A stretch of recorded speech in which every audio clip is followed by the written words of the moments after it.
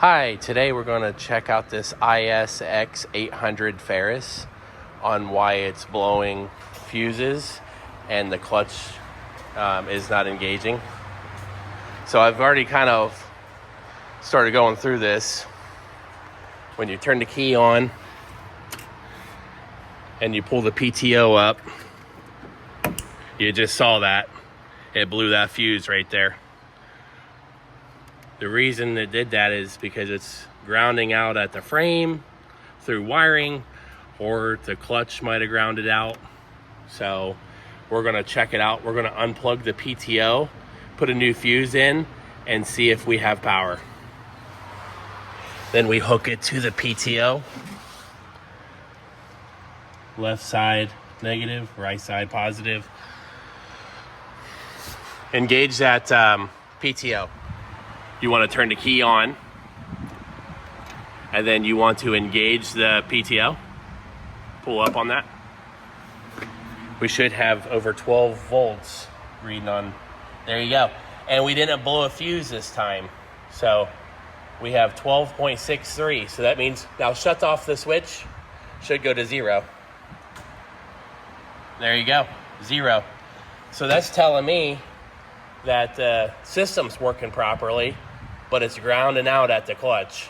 So what that means is something went bad in the clutch, and now, like, if the clutch is hooked up to the system and someone pulls the PTO switch, it's gonna blow the fuse again.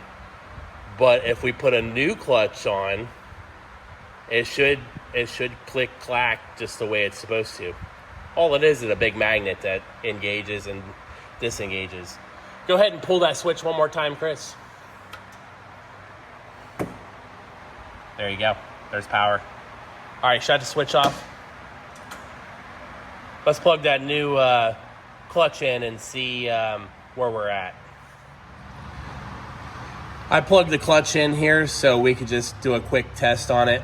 This video is strictly for seeing the ending of if it really was the clutch grounding out the system. So now we'll go into the test, and then we'll see the results, and then that'll be the update. Thank you. Hey Chris, can you turn the key on and pull the PTO? If this makes a noise, then that's what it was. It was a burned out clutch. I plugged it up. There you go. Disengage. Engage. Disengage. There you go. So this is a Warner clutch. I really like their clutches personally. Every one I've ever used, it's just lasted a long time. So that's what I'll continue using. Final diagnostics on this Briggs & Stratton was it had a 1" by 3 and 5/32 shaft. Since the engine shaft was short, they used a sleeve and pressed together the drive pulley and the clutch, and you can see it failed here. Too much stress. So when it gave up, it took the clutch out, unfortunately.